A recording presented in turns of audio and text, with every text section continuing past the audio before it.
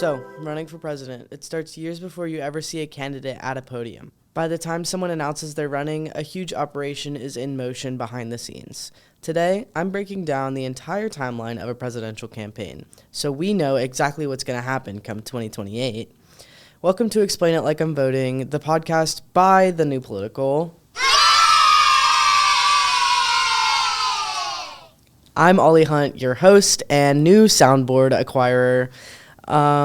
Let's get into it. Today we're diving so deep into this topic, I'm not even sure if we'll resurface after this. Alright, so before anything goes public, obviously a candidate doesn't do this by themselves. There's a whole team of people. They've got the campaign manager, the finance director, communications director, field director, campaign treasurer, and a whole other plethora of people. But let's get into some overviews of each of these roles. So the campaign director, pretty crucial. They direct the overall strategy of the campaign. They're in charge of hiring the staff and moving the campaign along from day to day. They're the right-hand man of the campaign. They know everything. Everyone answers to them. The finance director, they cover the budget. They make sure that the campaign is financially successful. They make sure they don't go under. They make sure that, they're not going to go broke if this thing fails. And usually they do go broke, but, they make sure that they're going to not be super broke, The communications director, or the press secretary, as you'll see some people call them, they manage all the interactions between the media and the candidate. They also stay chronically online for, the entirety of the campaign. They're the ones who are, looking at all of those trends on TikTok, and they're telling the candidate who's mostly not on social media what trends to do. So when you see, a candidate on TikTok and they're doing, a really trendy thing, trust that was not the candidate's idea. That was the press secretary or the media director. They were hunting for these trends, and they were like, this one's good. People will find this good. People will find this funny. And then they will be, staging the whole thing and making the TikTok and editing it. The field director is in charge of communicating the message of the campaign directly to the voters. This is kind of figuring out whether or not door-to-door or text banks or phone banks will work better for getting voters to like this candidate. It could also be doing registering parties where they register a bunch of people to vote. They try and make it as easy as it can be to vote for this candidate. They oversee a bunch of people to make sure this happens. A campaign treasurer, their description is going to sound a lot like the finance director, and they work pretty closely together. The campaign treasurer is different because they monitor the campaign contributions. They make sure that they're in compliance with many of the financial laws that come with funding a campaign. You have to report all of your funds. You have to report literally everything. If you buy a coffee on the campaign's dime, that's going in 5 different places. They know their Excel. All right. Finally, we've got the volunteer coordinator. They are a people person. They are working with the field director to recruit volunteers and match them with jobs to fit the campaign's needs. If somebody's an introvert, they might be behind the scenes, doing some other volunteer work. But moving on. All right, a year before anyone's paying attention, because if we started paying attention now, we would get really bored of politics really quickly because it would be this endless cycle. Anyways, this is the phase that the general public never sees for a reason. It's called the invisible primary. The candidate is testing the waters to see, can I really make this happen? Can I run? And if they do think that it can happen, they start meeting with donors privately to try and build early monetary power. This is also when PACs start to form. So I've heard of PACs and TBH. I've only ever heard them as PACs, but a PAC is a political action committee. That political action committee, or PAC, is a organization. It's tax exempt, and they pool campaign contributions, money, from members and donate those funds to campaigns. An organization becomes a PAC at the federal level when it receives or spends more than $1,000. So I'd say that's pretty easy depending on how big the pack is. Like, I mean, if there's 10 people and they all give $100, that's pretty easily 1,000, and then bam. If you're going for if you're funding a federal campaign, you're a PAC. But to put this into perspective, it's like when your club is trying to fundraise for their next date party, except the date party is a campaign, and everyone is like contributing their own. There are a few restrictions for federal PACs. No more than $5,000 to a candidate for each election, but the primary election and the general election are separate. No more than $15,000 to a political party per year. No more than $5,000 to another PAC per year. So those are the limitations for a regular PAC. A super PAC is different. Super PACs, they can raise unlimited amounts from individuals, unions, corporations, anywhere, but that money must be used for advertisements, and they cannot work directly with a candidate or political party. You know when you're watching a political campaign ad and it's at the end, it's like a really fast like disclosure, like paid for by blah, blah, blah. That's usually like either the campaign itself buys it or a super PAC is like, we want to put this ad out. So they will put the money towards it, and that's why they're like paid for by blah, blah, blah. They're like situationships who went no contact but still Venmo you Starbucks money. All right. Next would be the official announcement. This is when the campaign goes public. Usually happens around spring of the year before an election. For the upcoming election cycle, this would be like spring of 2027. This is the time when candidates will set their core running stances. It's a first impression. Screenshots are forever, guys. People are going to remember the candidate by these stances, no matter how much those stances change as the campaign goes on.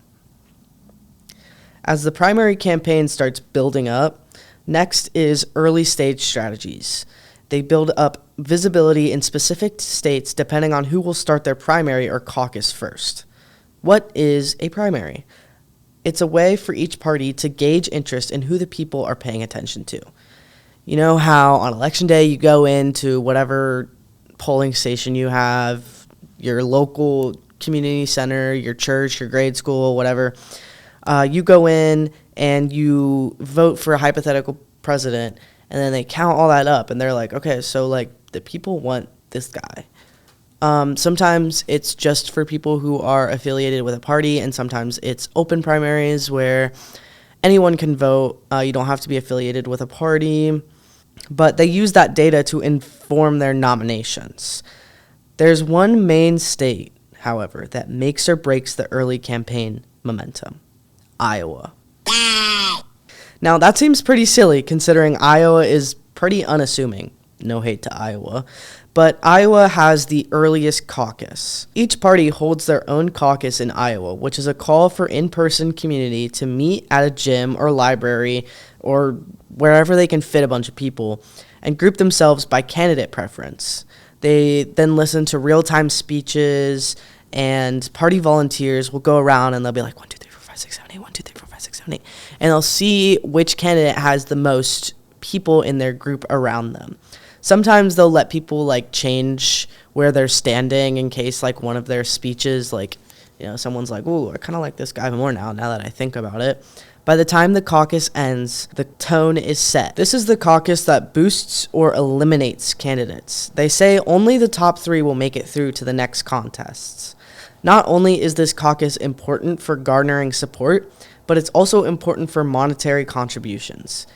Candidates who do well will get more donations, and candidates who don't see their bank account start looking real thin real quick. Speaking of bank accounts, fundraising is a major factor. Money is a major factor. The campaign always needs more donors, more digital fundraising, more early state ads, etc., etc. The more money a person has for their campaign determines how big their operation can be and how long they stay in the race. Once they figure out funding, debate prep is commencing, and it's intense. Teams will run mock debates and practice answers for every attack possible. But The real But the real battle lies in after the debate. Media coverage, social media reactions, viral clips, and opponent retaliation to your messages. You must be ready to explain why you breathed weird. In the world of televised debates and social media, candidates are in a unique situation that has every move scrutinized by millions. Next, we get to Super Tuesday. Super Tuesday got its name because a bunch of different states have their primaries at the same time. It varies by election which states have them, but usually it's a quite many of them have them at the same time. But this is also like really big because then you just get a crap ton of data just pouring in at it. It's crucial for candidates because they get that data, and it determines the leading candidate in the party nomination process. Now, no one's been nominated yet, so it's still a big pool of people who are trying to be that top person. Each candidate must collect delegates from their party to ensure a nomination at the convention. Delegates are party members, so a Democrat or a Republican or an independent. And they've been selected to become a team and to put forth a candidate to run for president. The one with the most delegates backing them gets the nomination. This is about when people are able to accurately guess who each party will nominate as their presidential candidate. After those primaries in that Super Tuesday, we get to the National Convention. Each party holds it on their own, and this is where the candidate becomes the official nominee for the presidential race.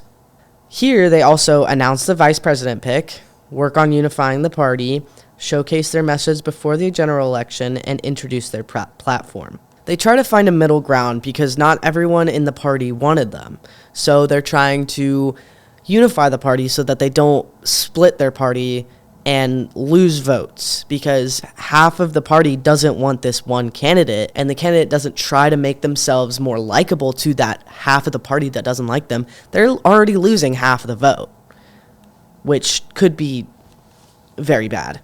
If a candidate doesn't become the nominee, they will usually endorse another candidate or find a new role within the election. After that nomination, the campaign shifts from winning over primary voters to winning over as many voters as possible. To do this, however, many changes have to be made. New operations have to be erected in battleground states. What's a battleground state? A battleground state is also called a swing state. Swing states are states that have not reliably stuck to one side. One election, they're blue. One election, they're red. One election, they're red again. Then the next, they're blue. And then you don't know which one's which. They're important because they often push the candidate closer to or further from the goal of 270 votes. This is also around the time we see the most ads pushed out from all different places. You know, when you're trying to watch your YouTube video and it's like, oh my God, Biden's on my screen again. Oh my God, who is this guy? I haven't seen him, but you know, he's on my screen and he's telling me to vote for Trump. Oh my God, Kamala Harris. Oh my God, Bill Clinton. These ads might be from a super PAC or certain candidates. They can be supportive ads or not so supportive. The strategy as the election comes closer becomes, how do we get 270 votes? Presidential debates. Barring the 2024 debate, presidential debates usually happen about 3 times throughout the election cycle. They usually start in September and go on from there. The Commission on Presidential Debates, or CPD, usually takes over and puts together the plan, taking suggestions from both parties. They act as a middleman. This is not a requirement, but usually people utilize this resource because they can't get along. But in the 2024 election, they did not. The two parties just conversed and they were like, we want to do this and we want to do this and we want to do this. If you're not answering the question, your mic is off. Blah, blah, blah, blah, blah. This is who's going to ask the questions. While new technologies allow for people to tune out of these debates, we still see millions of people hate watching together. The outcome and moments during the debate are also blasted all over media, as we've seen, and highly scrutinized, meaning you gotta do good in a lot of other things than just your answers. Even spitting your gum out into a tissue could land you in Twitter jail. Once early voting in key states starts, the candidate and their teams are traveling constantly for rallies. They're going on this plane to this state and then and from that state to this state. It's a lot. They're going to rallies, interviews, celebrity appearances, you name it. They're going. Anything they can appear on and get a good word in right before people start voting, they're doing. They want to make that last impression before these people get to the polls so that they will be fresh in the voter's mind. So if that voter is like, I'm torn between two sides, but I saw Barbie, the doll, right before I voted, and she was pretty nice. So I'm gonna vote Barbie, you know? After people vote, next comes election day. Political Hunger Games. Actually, maybe just Hunger Games. Campaigns are tracking vote counts by the hour across the time zones. Networks are filling in the maps. The day is long, but the night is longer. You're waiting to know whether or not you just got the job or not. You've got to have a victory and a concession speech prepared because you've done all you can and it's out of your hands now. Once the votes are in, congratulations, you're president. Now you've got to fill thousands of positions, have a million debrief meetings, and quickly prepare for the inauguration in January, which comes quicker than expected, if anyone knows how the holidays go. Or you lost, and now you have to pay off your debts, close your offices, and, I don't know, write a book or something. So that was a rundown of the presidential campaign from start to finish. I hope you stayed with me, folks. Got questions? Need something else explained? Drop a comment wherever you see fit or contact us via website at thenewpolitical.com. Can't wait to see you next semester, and happy holidays. This was Ollie, and this was Explain It Like I'm Voting. 6, 7.